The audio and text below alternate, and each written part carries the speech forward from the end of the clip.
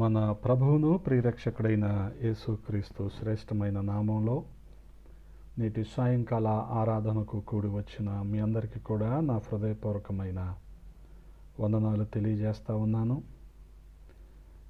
నేటి ధ్యానము కొరకు ఒక వాక్యాన్ని చదువుకుందాం. లూకాసు వార్త 12వ అధ్యాయము 24వ వచనము. కాకుల సంగతి విచారించి చూడుడి. ప్రార్థన. మమ్మల్ని అతి మిక్కిలిగా ప్రేమించిన మా ప్రియ పరలోకపు తండ్రి, ఈ సాయంకాల సమయంలో మరొకసారి మీ పాద సన్నిధి చేరటానికి మీరు చూపిన కృపను బట్టి స్తోత్రాలు. గడిచిన కాలమంతా మీ రెక్కల నీడలో భద్రపరిచారు. క్షేమాన్ని, సమృద్ధిని మాకు అందించారు. ఈ రీతిగా మీ సన్నిధిలో ఉండటానికి నాయన కృపనిచ్చారు. అందును బట్టి స్తుతిస్తూ ఉన్నాం. మీరు ఏర్పాటు చేసిన ఈ లేఖనాలను బట్టి వందనాలు.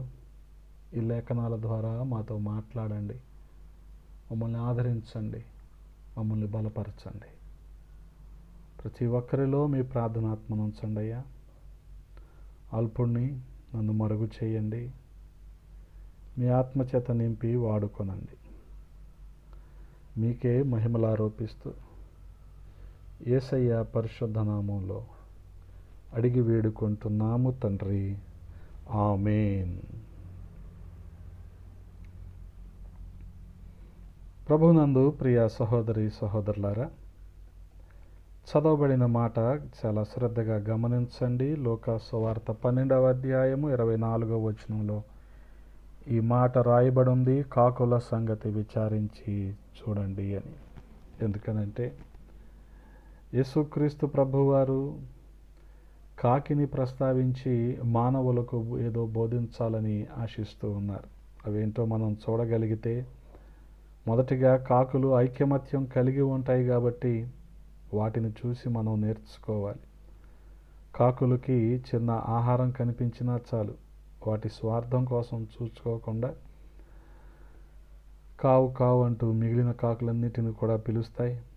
ఒక కాకికి నష్టం జరిగితే మిగిలిన కాకులన్నీ వచ్చి చేరతాయి. మనం ఒక కాకిని ఏదైనా హాని తలపెట్టామనుకోండి, కాకులన్నీ గుంపుగూడి మన వెంటపడి మనల్ని తరమటానికి చూస్తాయి. కావు కావుమంటూ పెద్ద గందరగోళాన్ని సృష్టిస్తాయి. దీన్ని బట్టి మనకు అర్థమవుతుంది ఏంటంటే అవి ఎంత ఐకమత్యంగా ఉంటాయో అని.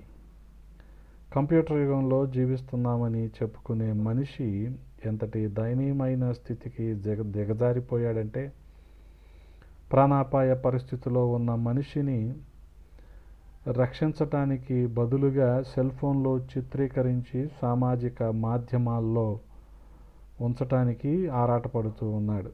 సాటి మనిషిని కూడా పట్టించుకునే పరిస్థితిలో లేడు. ఇక మానవుల్లో ఐక్యత ఏముందని చెప్పాలి?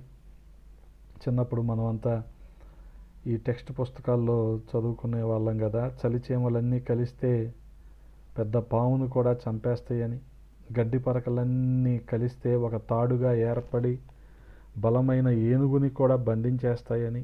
ఇలా కోకొల్లలో ఐకమత్యం గురించి మనం మాట్లాడుకోవాలంటే పరిశుద్ధ గ్రంథము కూడా ఐక్యతను గురించి అనేక అంశాలు మనతో మాట్లాడుతూ ఉంది.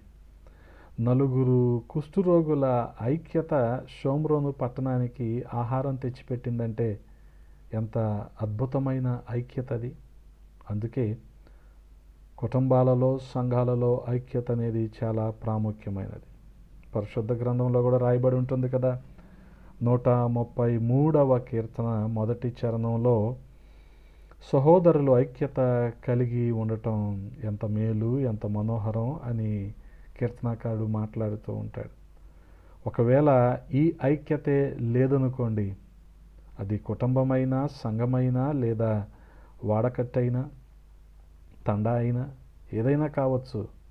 ఐక్యతే లేకపోతే ప్రేమ లేదు, సమాధానం లేదు, తగ్గింపు లేదు, క్షమించే మనసు లేదు, ఒకరి పట్ల ఒకరికి గౌరవం లేదు, ప్రేమ స్థానంలో అసూయ, ద్వేషాలు వచ్చేసాయి, కక్షలు, ఇవన్నీ కూడా రాజ్యమేలుతూ ఉన్నాయి. అయితే దేవుని పిల్లల్లో ఐక్యత ఉండి తీరాలి. అది మంచిది, అది చాలా మేలైనది. అది దేవుని యొక్క ప్రేమ ఫలితం, అది దేవుని యొక్క ఉన్నత ఉద్దేశం. హల్లెలూయా. కాబట్టి ప్రియ సహోదరి సహోదరులారా, ఐక్యతను జాగ్రత్తగా కాపాడుకోవాలి. అందుకే పౌలపోస్తలుడు అంటాడు, ఎఫెసీయులకు రాసిన పత్రిక 4వ అధ్యాయము మొదటి 3 వచనాల్లో మనం చూడగలిగితే, మీరు సమాధానమును బంధము చేత ఆత్మ కలిగించు ఐక్యమును కాపాడుకొనుట యందు శ్రద్ధ కలిగిన వారై ప్రేమతో ఒకరినొకడు సహించుచు, మీరు పిలువబడిన పిలుపునకు తగినట్లుగా దీర్ఘశాంతముతో కూడిన సంపూర్ణ వినయముతోనూ సాత్వికముతోనూ నడుచుకొనవలెనని ప్రభువును బట్టి ఖైదీనైన నేను మిమ్మును బ్రతిమాలుకుంటున్నాను అంటున్నాడు. ఐక్యత అనేది అహరోనును అభిషేకించిన తైలముతో పోల్చబడింది.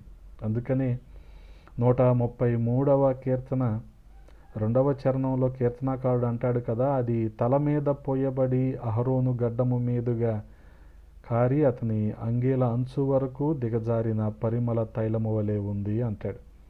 అందుకే ప్రియ సహోదరి సహోదరులారా, అటువంటి ఐక్యతను మనం కలిగి ఉండాల్సిన వారమై ఉన్నాం.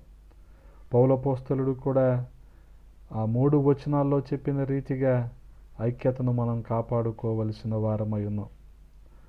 ముందుగా ప్రధాన యాజకునిగా అహరోను అభిషేకించబడిన నూనె అది పవిత్రమైనది, అది ప్రత్యేకమైనది, అది పరిశుద్ధమైనది, అది పరిమళ భరితమైనది.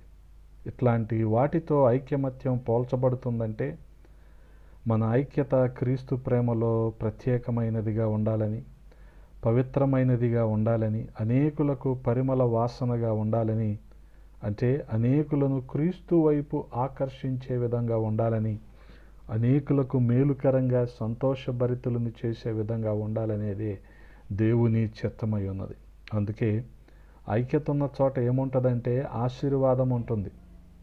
133వ కీర్తనలోనే 3వ చరణంలో రాయబడి ఉంది కదా, సియోను కొండల మీదకి దిగివచ్చు హెర్మోను మంచు వలె ఉండును, ఆశీర్వాదమును శాశ్వత జీవమును అచ్చటనుండవలెనని యెహోవా సెలవిచ్చుచున్నాడు అని రాయబడి ఉంది. సియోను అంటే ప్రేమ సత్యాలతో ఐక్యమైన దేవుని ప్రజల మధ్య దేవుని దీవెనలు ఉంటాయి అన్నదానికి నిదర్శనం. అక్కడ దేవుడు శాశ్వత జీవాన్నిచ్చే తన కృపా సత్యాలను అక్కడ ఉంచుతూ ఉన్నాడు. ఎందుకంటే ఐక్యత ఉన్న చోటు అది. అందుకే అశాశ్వతమైన లోకంలో జీవిస్తూ కక్షలు విభేదాల మధ్య ఐక్యతను కోల్పోయే పరిస్థితులు రాకూడదనే నేటి దినాన దేవుడు ఈ వచనాలను, ఈ వాక్యాలను మనకు జ్ఞాపకం చేస్తూ ఉన్నాడు. ఐక్యతను పోగొట్టుకొని నిత్యమైన ఆశీర్వాదాలను మనం కోల్పోవద్దు. ఏదో స్వలాభం కోసం, స్వంత ప్రయోజనాల కోసం, అల్ప సంతోషం కోసం, ఏదో తాత్కాలిక వెసులుబాటు, లాభము, వీటి కోసం మన ఐక్యతను మనం కోల్పోవద్దు. నిత్యమైన ఆశీర్వాదాలను మనం కోల్పోయిన వారం అవుతాం. ఆ రీతిగా ఆత్మ కలిగించు ఐక్యతలో మనం ఉండాలి. దేవుడు అటువంటి ఐక్యతను మన నుంచి కోరుకుంటూ ఉన్నాడు. ఆ రీతిగా మనం ఉండటానికి మన జీవితాలను సిద్ధపరచుకుందాం. తలలు వంచండి, ప్రార్థన చేసుకుందాం. పరిశుద్ధుడా, ప్రేమ కలిగిన తండ్రి, ఈ సాయంకాల సమయంలో కొద్ది మాటలు ధ్యానించడానికి కృపనిచ్చారు. స్తోత్రాలు. కాకులను చూపించి మేము ఐక్యతగా ఉండాలని మీరు మాకు బోధించి ఉన్నారయ్యా. మీ ఐక్యత, మీరు బోధించిన ఐక్యత వలన మేము నిత్యమైన ఆశీర్వాదాలను మేము పొందుకుంటాం. ఆ రీతిగా మీ ప్రేమను మేము చూపించే వారంగా ఉంటాం నాయన. అటువంటి కృపను మాకు దయచేయండి. విన్న ఈ మాటలు మా హృదయంలో భద్రపరచండి, నీరు కట్టి ఫలింప చేయమని మీకే మహిమలారోపిస్తూ కూడి ఉన్న ప్రతి ఒక్కరిని దీవించి ఆశీర్వదించమని యేసయ్య పరిశుద్ధ నామంలో అడిగి వేడుకుంటున్నాము తండ్రి. ఆమేన్.